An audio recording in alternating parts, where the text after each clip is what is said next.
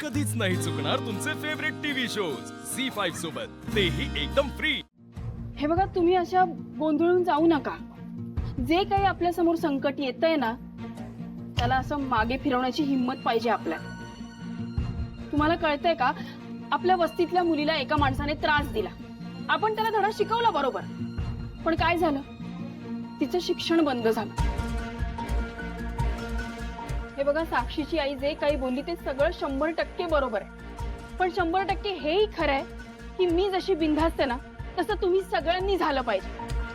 आपल्याकडे कुठली पॉवर नाहीये, पण जो कोणी आपल्याला नडेल ना, त्याची पॉवर कशी कमी करायची हे आपल्याला शिकायचं, आणि ते सगळं मी शिकवणार आहे तुम्हाला। फक्त तुम्ही शिकायची इच्छा दाखवा। कुठल्या तरी फालतू माणसामुळे घरी बसून राहायचं, घाबरून राहायचं, ही भीती मनातनं काढून टाका। खरंच मी सगळं काही शिकवेन, कुठल्या प्रसंगी कसा प्रतिकार करायचा, काय करायचं, हे सगळं मी शिकवेन तुम्हाला। तुम्ही तयार आहात ना?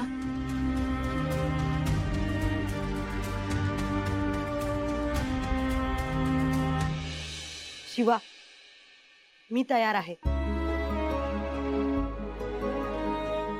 हो शिवा, मला पण शिकायचंय। शिवा, मला तुझ्यासारखं व्हायचंय।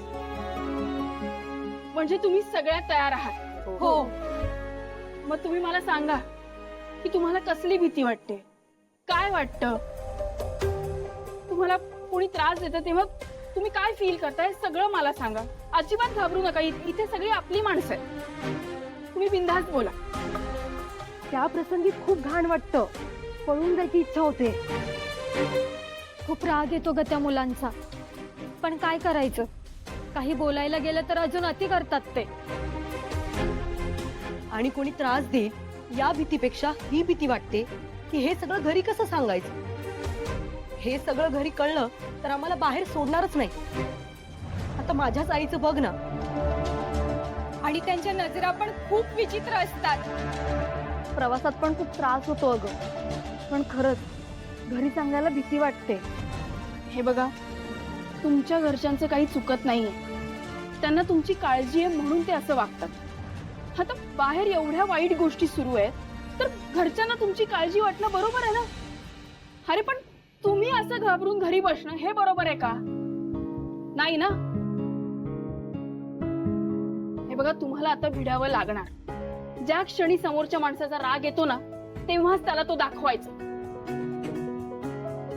तुम्ही काय करता की कोण काही बोलेल, काही करेल म्हणून शांत बसता, मग आजूबाजूची लोक पण लक्ष देत नाहीत। असं करून नाही चालणार। जर एखादा माणूस अंगाशी येत असेल तर तिथल्या तिथे त्याला मारायचं।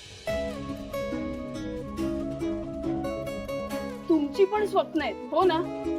हो। मग मोठं पाऊल तुम्हालाच उचलावं लागेल तुमच्या भविष्यासाठी। पण शिवा, यात प्रॉब्लेम हा आहे की आम्हाला तुझ्यासारखी फाईट नाही करता येत ग।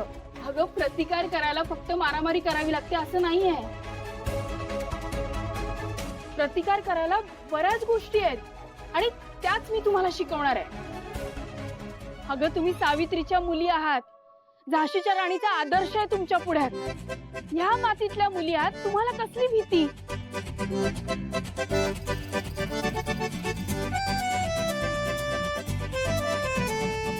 हे बघा, आता रडायचं नाही, लढायचं।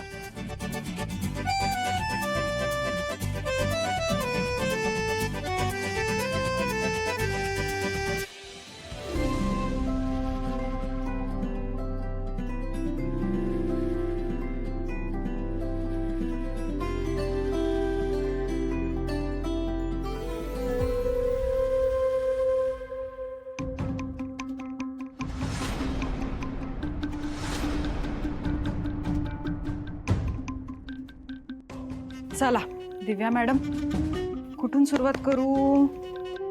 हा,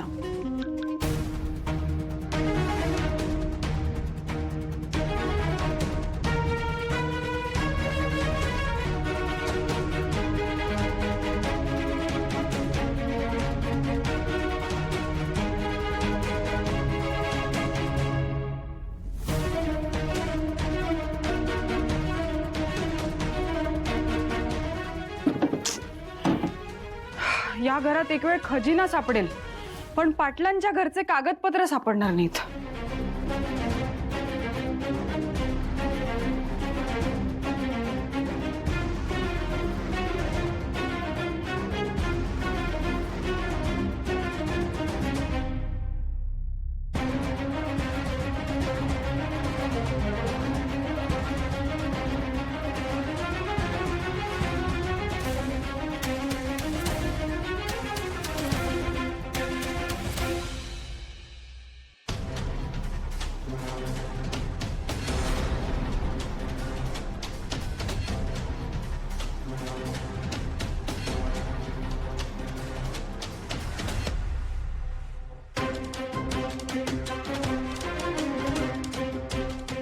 हीच तर आहे फाईल. कष्टाचं फळ सापडलं. आजे की पार्टी. वा वा.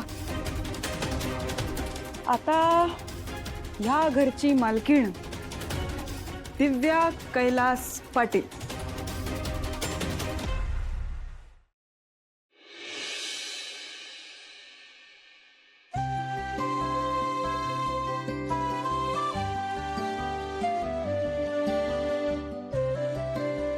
थकलीस का ग?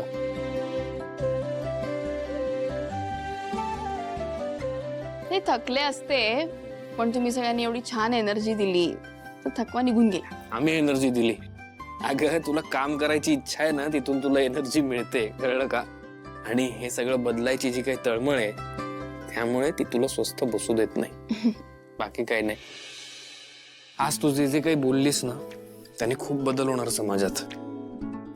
लगेच नाही होणार पण नक्की होणार.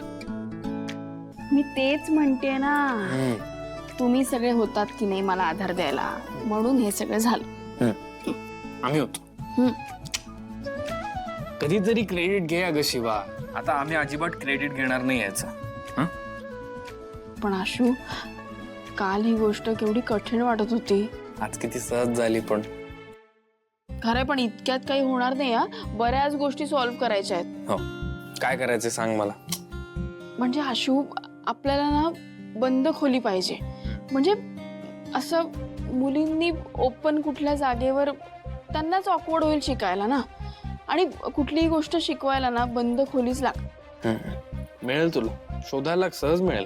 आशू, तुला सगळं सोपं वाटतं. अरे असं नाहीये. कारण मी तुला ओळखतो ना. अगं मिळेल ग, तू काळजी करू नको. ठीक आहे, बघूया आता काय. आशू, नीट हो हो, चेपतोय चेपतोय, तेच करतोय. ऐक, भाई साहब. भाई साहब. हळू. झी5 ॲप डाउनलोड करा आणि पहा सर्व एपिसोड्स एकदम फ्री.